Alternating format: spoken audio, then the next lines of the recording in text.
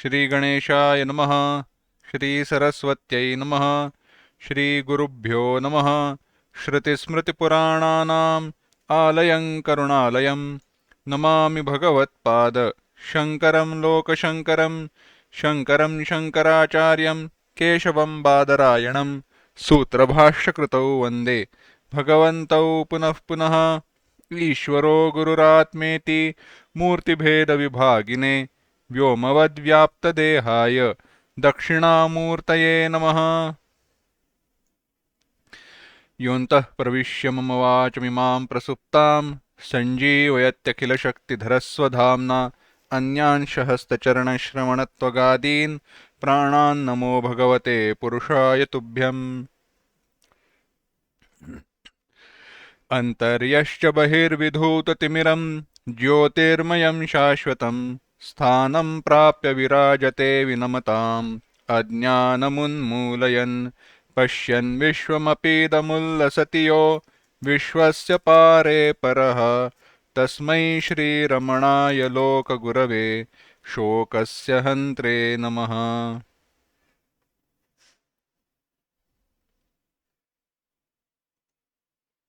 We are seeing the text Saddarshanam composed by Raman Maharshi ji. Before we start, let us chant the Mangala of the text. Satpratyayah kinnu vihaya santam hrudyesha chinta rahito hrudakhyah katham smaramastamameyamekam tasya smritis tatra dridhaiva nishtha मृत्युंजयं मृत्युभ्याश्रितानाम् अहं मतिर्मृत्युमुपैति पूर्वम् अथ स्वभावादमृतेषु तेषु कथं पुनर्मृत्युधियोऽवकाशः। Raman Maharshi ji had started explaining the inquiry into triads, triputi or duality, opposites, dvaita, and having inquired into those, the basis of those triputis and dvaita, dualities, the pairs of opposite, is Atma, the self, is to be known. Now, this statement is not a statement like know this and this way alone. Conduct the inquiry. Understand, it is not like forcing you to know something in certain way. Conduct the inquiry by yourself, and once you have conducted this inquiry to its fullest, accurately, exactly the way it should be, the way it is, the conclusion to that which you arrive or approach, that pure awareness principle, pure consciousness principle, pure knowledge existence principle, etc., is your own true nature, the self. Know it this way. And when in this way the inquiries are conducted, we approach that same truth, where Raman Maharshi explained what is knowledge. The deep sleep is not knowledge, and the perception is not knowledge. Meaning, perception of the absence of everything is not knowledge, and perception of things around also isn't knowledge. Then what is knowledge? The knowledge, the yathartha jnana, the true knowledge is knowing that who knows this both the presence and absence of everything. For which we had seen an example. A person standing in a room, he experiences the presence of objects in that room and also the absence of objects in that room. So, who is he? Is he the experiencer of presence or absence? Or is he the absence in the room or the presence in the room? No, he himself is who he is. He is the experiencer of presence and absence both. And he is different from that both. Then further it was elaborated that the knowledge principle chit and knowledge of objects, they are not different. That knowledge principle alone is appearing as different objects through conditionings, just as the gold appears as gold ornaments.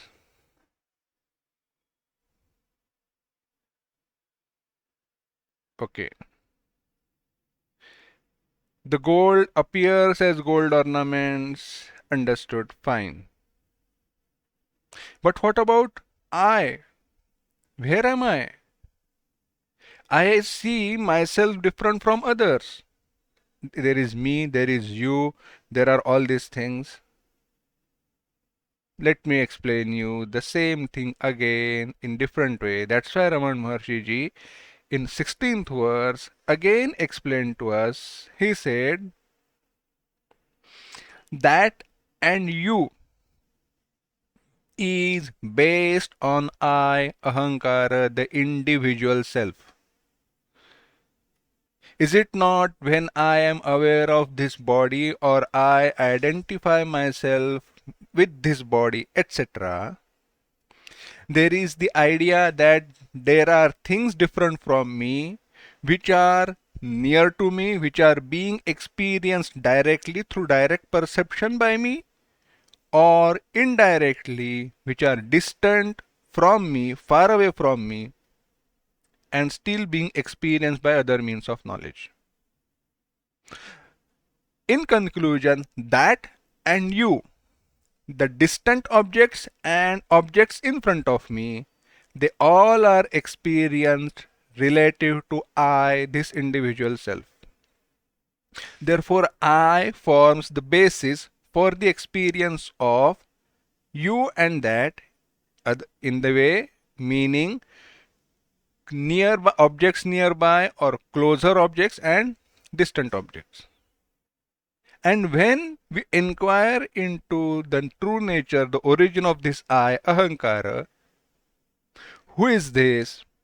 We come to know that this is nothing but pure consciousness principle. Ahankara is just expressing, identifying with this body. And when inquires into the true nature of I, all the concepts, this, that, me, I, they all dissolve, they go away. And then and there, I alone shine in my true glory. I alone shine. I alone am there. And then I become everything. I am everything.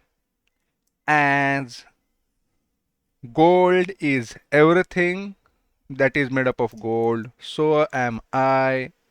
As pure awareness, consciousness, existence, principle, everything. Not as this body I am everything. Understand, don't make that mistake. Gold as gold is all ornaments. Ring is not necklace, but the gold in the ring is the gold in necklace. In the same way, I with this body is not someone else, but I as pure awareness, consciousness principle, existence principle, it's someone else. Now, continuing on the same inquiry, on the same path, Raman Maharshi Ji is going to explain or talk about time. Raman Maharshi Ji is going to talk about time.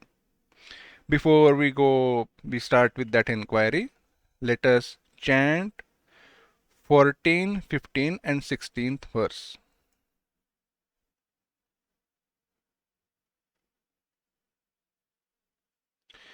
निद्रा न विद्या ग्रहणं न विद्या गृह्णाति किंचिन्न यथार्थबोधे निद्रा पदार्थग्रहणे तरा स्यात् चिदेव विद्या विलसन्त्यशून्या सत्यश्चिदात्मा विविधाकृतिश्चित् सिद्ध्येत् पृथक् सत्यचितो न भिन्ना भूषा विकाराः किमु सन्ति सत्यं विना सुवर्णं पृथगत्र लोके तद्युष्मदोरस्मदि सम्प्रतिष्ठा तस्मिन् विनष्टे स्मदिमूलबोधात् तद्युष्मदस्मन्मतिवर्जितैका स्थितिर्ज्वलन्ती सहजात्मनः स्यात्. Now, 17th verse.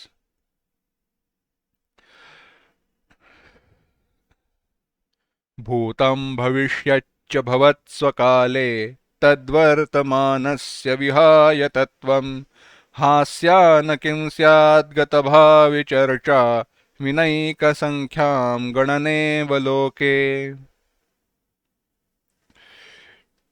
Raman Maharshi Ji is explaining, he is saying, Bhutam, Bhutam, past, that what has happened in past. That's why the past. Bhavishyat, the future. Past and the future. Bhutam, Bhavishyat, cha. Swakale, Bhavat. Swakale, in their own time. In their own time. Explanation in detail we will see later. Careful, pay attention. The past and the future in their own time, bhavat, are present.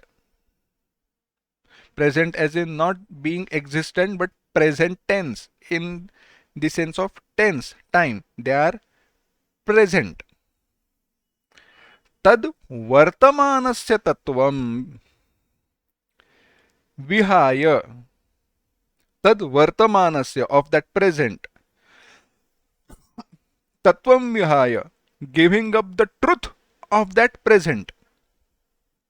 Giving up the truth of that present. Gatabhavi charcha. Gatabhavi, gata, whatever that has happened in past. Bhavi, whatever that is going to happen in future. Charcha, discussion. Giving up that present, the nature of that present, the discussion on past and future, hasya na kim syat, is it not laughable? Eka sankhya mina, without the number one, without eka sankhya mina, without number one, gananeva loke, is gananeva like counting, loke in the world. Is it not laughable like counting numbers without one? Now, this is a uniqueness or the nature of Raman Maharshi's compositions. He will explain very beautifully. He will explain in very short sentences. But to make the meaning out of them takes longer time. And once that meaning is understood, the verse becomes very easy and clear. Let us see the general meaning and we will go into the detailed explanation. Raman Maharshi is saying, simple, the past and the future in their own time were present. Giving up the truth of that present, that Vartamana, that present, the discussion on past and future will become laughable. Will it not be laughable? Will it not be hasyaspada? Foolish to discuss on past and present, past and future without present. It will be like counting numbers without counting one. The number 2, 3, 4, etc., they don't have any meaning if one is not there. Let us see what Raman Maharshi is saying. A very beautiful and very profound verse. Before we go into the technical aspect and discussion, in conclusion, what Raman Maharshi is trying to say is, whatever that has happened in past. Whatever that is going to happen is in future has not happened, and we are not sure about it. So it is pointless to dwell in past which has already happened and cannot be changed. It is futile, it is purposeless to dwell in future which has not happened. And while dwelling in past or thinking about future, giving up on present is the most foolish thing that you can do. What you need to do is find the truth of this present and abide in it. Sometimes or many a times you will hear this statement, live in present, be in present. But be careful. Understand what that statement means, what living in present means. You cannot live in present with this body because this body is continuously changing, time is continuously flying. What is the meaning behind that statement should be understood. What is it? Let us see. The time is a relative concept. Time itself is not really there. In some advanced texts, time has been referred to as ignorance avidya. Why? Because time has no beginning, no end. Is it not? How can you, yes, you can say like at certain point time started. What do you mean the time started? In the end, time is a relative concept. It is not something tangible.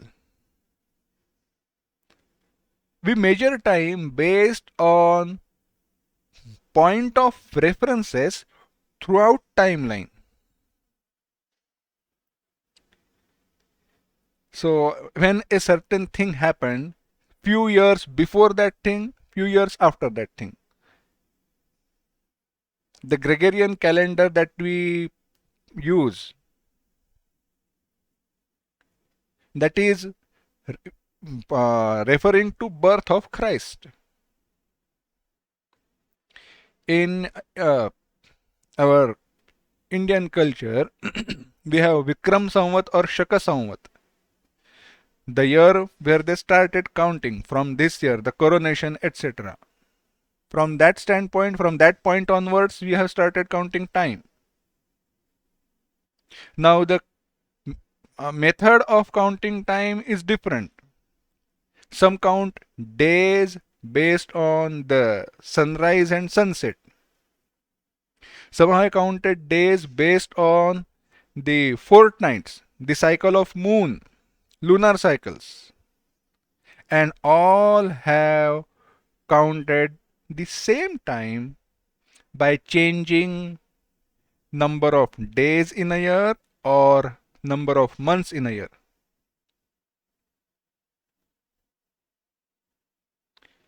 But in the end, everybody counted time based on past, present, and future. Right now, at this, again, this is a false statement. Right now, this moment, by the time my sentence has finished, the moment has passed. Time is continuously flowing, but yet we say present. That's why in Vyakarana, in grammar, Sanskrit grammar, the presence or present, Vartamana, is referred to from la, uh, last night to today night.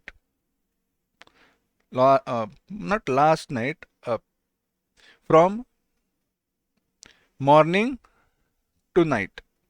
That's how it goes. In other words, take it from midnight to midnight. Whatever that has happened before that, whatever that has happened before that will be yesterday. And whatever that is going to happen after that point of time will be future.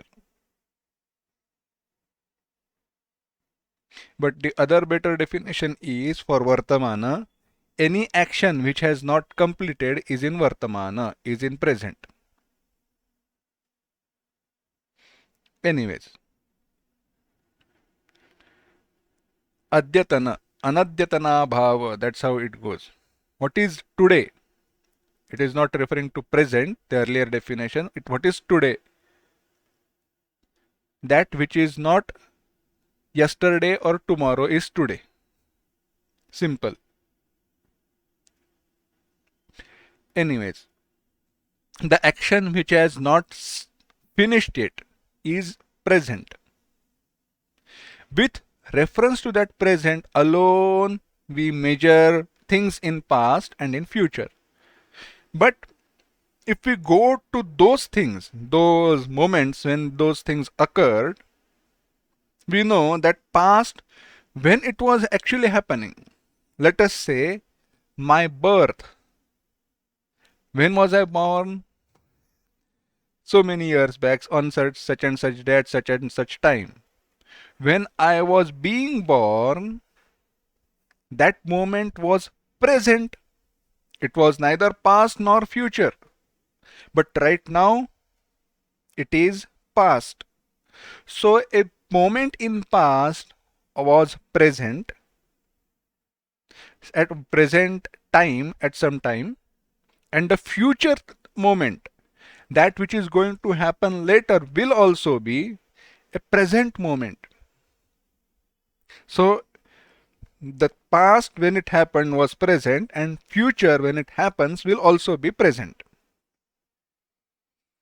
Future will take its time to happen. The past has already happened, and past is continuously going away from us, and future is walking towards us.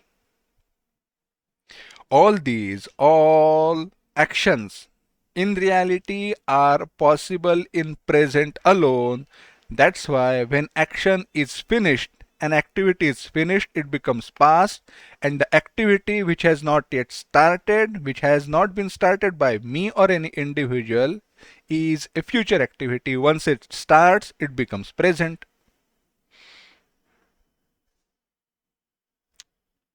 Where are you going with this past, present, and future? We are not going anywhere. Time is just flowing. Past, present, future things are happening. But we have to accept one thing, which is the essence of everything is nothing but present. It is just this present time. That's it. Then try to know the essence of that present too. That's why Raman Maharshi further in the third and fourth line, Raman Maharshi is saying, If we do not take into consideration this present and we just talk about past and future, will it not be foolish? Like counting numbers without number one? Yes. Without zero, there would be no concept of minus 1 plus 1. Without number 1, can I count 2? Okay, let me start counting the objects. There are 10 objects in front of me, and I just start counting 2, 3, 4. It is not. Even if I deny, I already have counted number 1, and that's why when I add one more to that one, earlier one, I say 2. I may not say it out loudly, but without number 1, the counting cannot start. So without the beginning, without that starting moment, without that point of reference, further counting is not possible. In the same way, without that point of reference, you cannot scale measure time.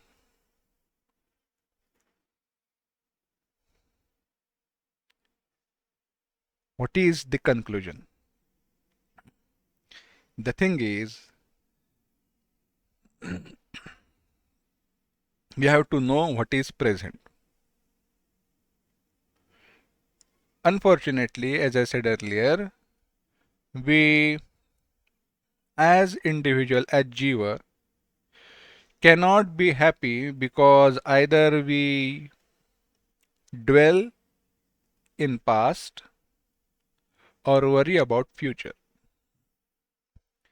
I may be a very wealthy person, but he also experiences sorrow. Why? Very beautiful example. Listen here. There was a very wealthy person. He had more than enough wealth. He was happy. It was not that he was always sorrowful, but he still experienced sorrow. Why?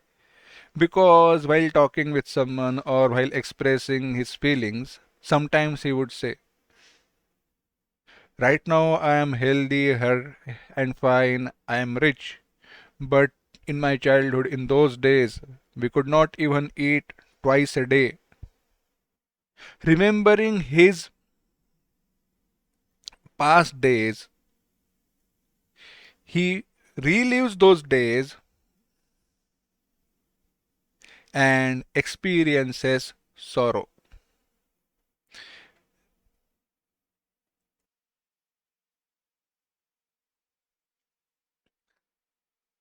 He remembers when he was poor,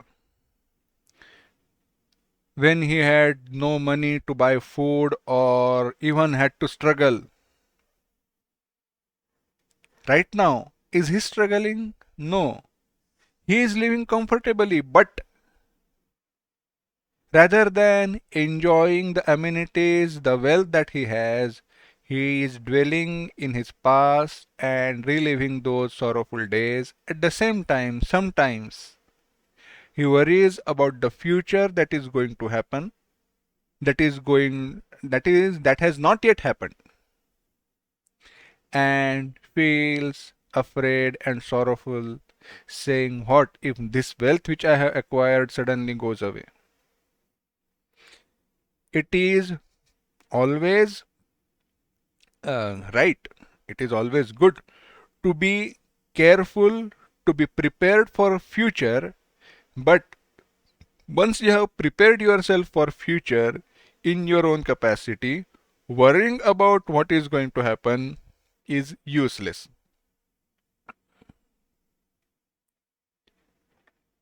We By thinking about future and dwelling in past, we give up on present. Then what is present? The present, the time, we talk about months, years, future, seconds, etc. Yet, the concept of time itself is so relevant that how much ever you may try measure in minutest fraction, They all are nothing but superimposition.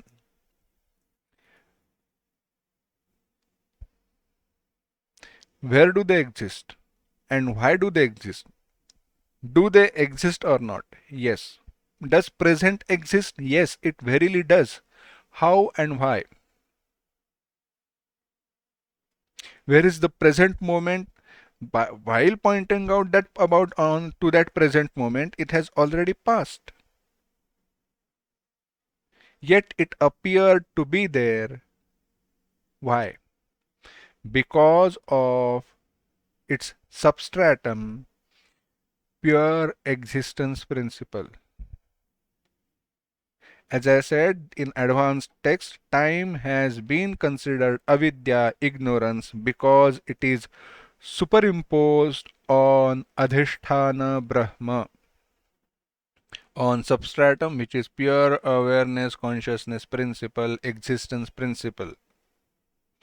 And thus that principle, Ishvara or Brahman, is referred to as Kalatma, the self, the substratum of time, or it is also referred to as Kalatita, Kalatrayatitaha, beyond three periods of time.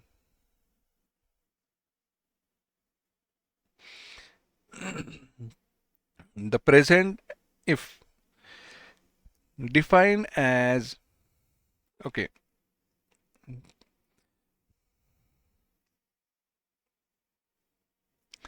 present is defined as just a moment. Now be careful. Does that moment, just hold on to that moment, does that have any dimensions? Don't allow it to go in past and don't refer it to future. When we converge, when we merge past and future in that present moment, the present loses its nature as present. Why should I call it present? It is just a moment. It has no dimensions, it has no conditionings, nothing. It is just there, it is just existing, and that existence principle, that alone is the self pure awareness principle. Inquire, think about it. And this inquiry needs to be conducted by everyone by themselves. Don't go on searching for that moment. Don't think that, oh, I have to catch that moment. I will run around. I will sit quietly and look for that moment. No, if you start looking for that moment, it will never come to you. The inquiry is not to find that moment, find that present, but discarding all the ideas that past and future are there and this present moment is. No, there is just is the existence. That's why the time is relative, time is subjective. Give up the idea of time and know who you are. Now, in the next verse, Raman Maharshi ji adds one more thing to the idea of time, which is space. Raman Maharshi ji is saying,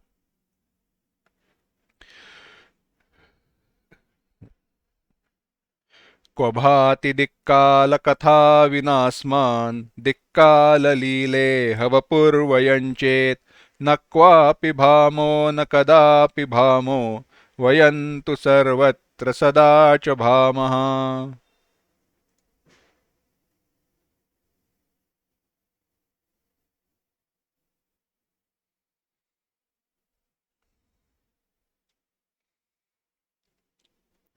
Raman Maharshi is saying, Asman Vina, without us, Dikkalakatha, Dikkalakatha, the concept of Dik, direction or space. Kala, time. The concept or the expressions time and space. Where do they shine? Ko bhati. Vayam vapuhu chet. If we are this body, iha dikkala leela bhamaha. Here, right now, if I identify with this body, dikkala leela bhamaha. The play, the appearance of time and space takes place. Nakvapi bhamaha. Nakvapi bhamo, na kadapi bhamo. Iha. Here, nakvapi bhamaha. I do not shine anywhere or somewhere. I do not shine nakvapi, nakadapi bhamaha. I do not shine at some time. In other words, I shine everywhere. Vayam tu sarvatra sadacha bhamaha. We do shine everywhere all the time. General meaning, without us. Here he is referring to himself in Adara Artha Bahuvachana, even though he is referring to individual I. Pure consciousness awareness principle. Without us. Where does the talk of space and time appear? Can we talk of space and time? Without I, there cannot be any talk of time and space. If we are this body, then it is okay, then we can talk about time and space. But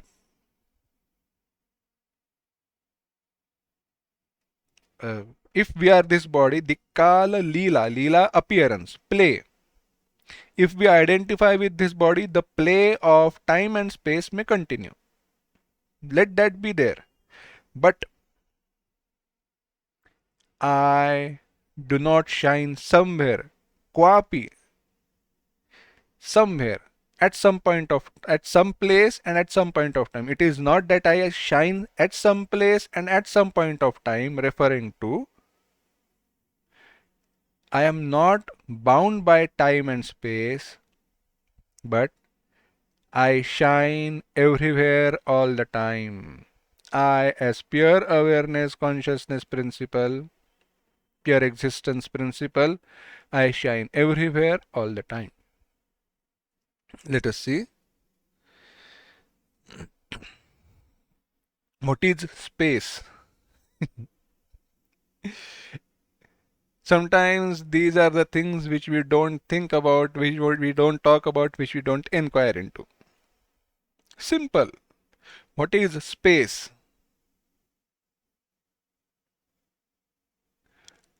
Space. This is what is space? Okay, let me show you where the space is. Do you see these two hands? Yes. Is there something in between? No. That is space. So space is non-existent. No, no, no. That which is there between your hands, but there is nothing in my hand. Either there is air or some light particles. No. Then what is space? Keeping aside this humor, understand again. Space is again a relative concept. Is it not? Further, next question I will ask.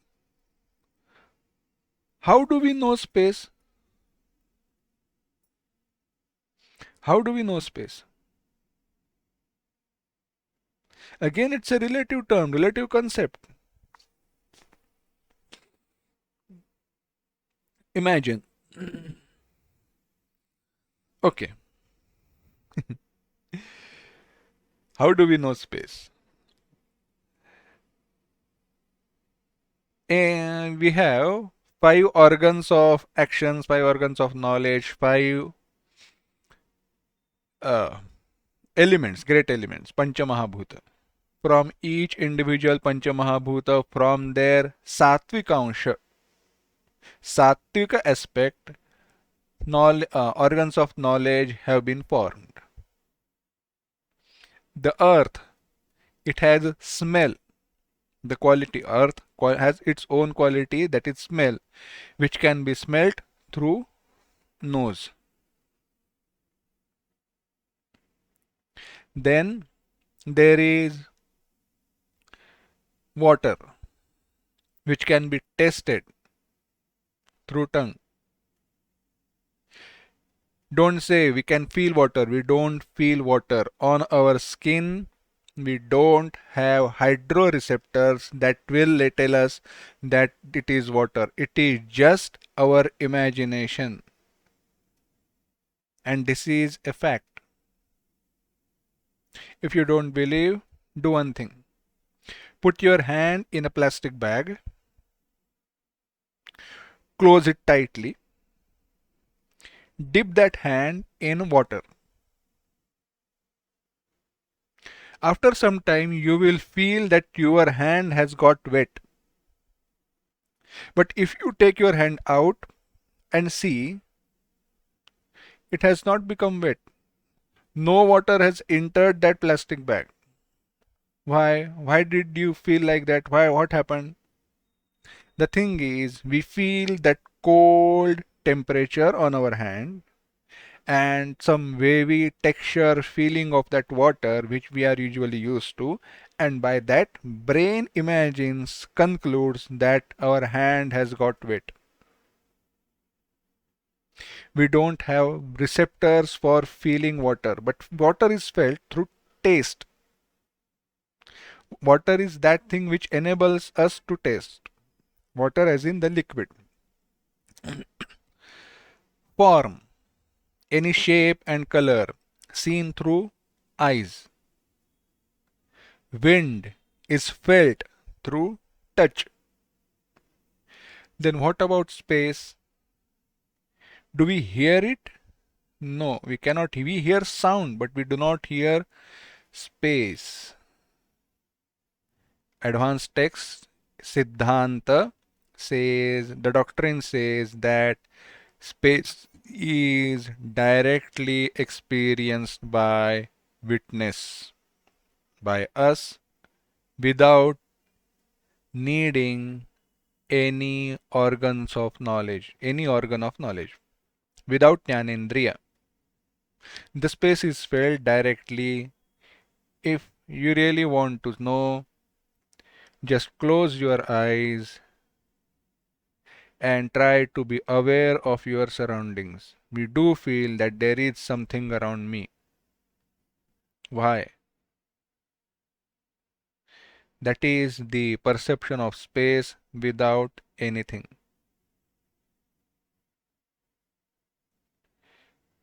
You may say, I am sitting on the ground, I am touching the ground with that reference. Yes, but when you close your eyes, there is no idea of open things or anything around. Yet you feel there is something around. That is because you are experiencing space directly. Anyways, when I am aware of this body, there is something in front of me, behind me, right, left, or north, east, south, etc. These ideas, the directions, they in essence are superimposed in space with reference to one point. And that point of reference is this body. Let us say, again, a very beautiful thing. I am sitting here, and there is a person in front of me. For me, he is north of me. Let us say I am facing north. For me, that person is in north, but for that person, I am in south. So are we both towards south, east, north, west? No, we both are on North Pole. Keeping aside, keep the joke aside, but that's the point. With reference to this body alone are these directions. That means these directions are superimposed in space. You may say, no, no, no, no, no. What are you talking about? There is those magnetic poles by magnetic poles. Again, in the end, based on magnetic poles, you have defined the direction. But where is that direction? That is measured, that is known only with that point of reference alone. Without that point of reference, you cannot say this is north, south, east, west. Therefore, all directions are not absolute. They all are relative. All objects in space are measured with reference to in relation to one another. Let us say there is an object far away from me. I say it's around 100 200 meters. 100 200 meters. Again, measuring distance between two points in space, superimposition. They are relative, and therefore space is not something tangible, something existing outside, but space is a thought in our mind. Space is a thought in our mind. If you do not believe, you don't accept, go in deep sleep. In deep sleep, there is no perception of the world whatsoever. We live in spaceless world. There is no space in deep sleep. There is no time in deep sleep. Time and space have merged and become one. Why? Dikkalalile havapurvayam chet. Because identification with this body is not there.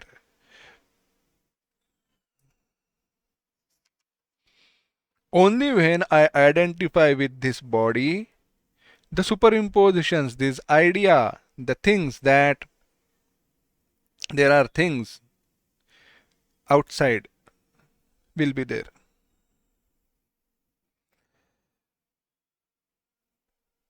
The idea that this point of time, this point of this place are all subjective. Hence, ideas that time and space are relative to this gross body, subtle body, causal body, etc. And when I identify with this body, I will be at some point of time at some place and I will not be somewhere else. Right now I am here, I am not in the adjacent room, the other room. Right now I am here, but after some time I may not be here. So with reference to this body alone, I am bound by space and time. Therefore, it can be said, you were here, you were not here yesterday.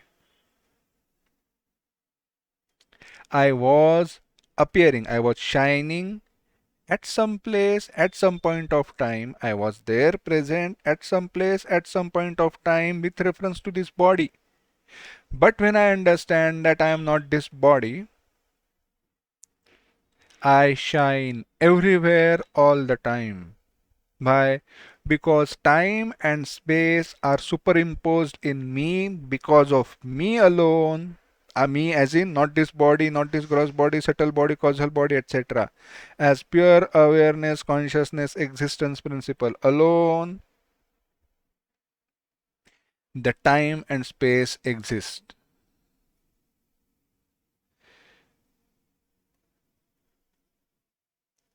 It all started in me. I witnessed the appearance of all thoughts in my mind. With the appearance of thoughts started the creation. With this creation there came space, and time and space are in me, pure awareness, consciousness, existence principle. They are superimposed on me, in me. They are not really there. Kvabhati dikkala katha vinasman. Without pure existence, knowledge principle, can there be space and time? No. Space and time shines with reference to this body. With reference to this body alone, there will be past, there will be future, there will be north, south, east, etc. But all those are nothing but superimpositions. I, as that Chaitanya, the Self, I shine everywhere, all the time. Having explained thus, now Raman Maharshi ji is going to address a question, an age-old question, if you can say. Let me give you a very beautiful story, then we will come to the question. Maybe I have told this story earlier, but again we will listen to it. So Raman Maharshi ji was teaching, explaining, and in his explanation he said, I do not sleep. And when he said that, he was referring to the self as existence principle, the pure consciousness awareness principle, Brahma, Atma, self built capital S. A person who had come to listen to him, he was very curious and inquisitive, and he said, okay, Raman Maharshi does not sleep, nah, something is wrong, I don't really accept. So he stayed back. Then Raman Maharshi ji went to sleep. He woke up. After some time again he started giving discourse, etc. So the time passed. In short, this person went to see Raman Maharshi ji sleeping. When it came to question answers, this person asked Raman Maharshi ji, Raman Maharshi ji, you said that you do not sleep, but I saw you sleeping. Raman Maharshi ji promptly replied, I also saw myself sleeping. That's how a jnani, enlightened person, Jivan Mukta lives. Raman Maharshi promptly replied, I also saw myself sleeping, as in my body was sleeping, I was not sleeping. The question is, we see Jnani Mahatma, Jivan Mukta, the liberated while living, enlightened people, doing activities like any other person. They also feel hunger, they also feel thirst, they also go around, move around. Then what is the difference between them and an ignorant person? Ignorant as in not illiterate, but ignorant as in the one who does not know his true nature. What is the difference between those two? Raman Maharshi ji is going to explain that, but that we will see next time. Om Asatoma Sadgamaya Tamasoma Jyotirgamaya Mrityorma Amritangamaya Om Shanti Shanti Shanti Harihi Om Shri Gurubhyo Namaha Harihi Om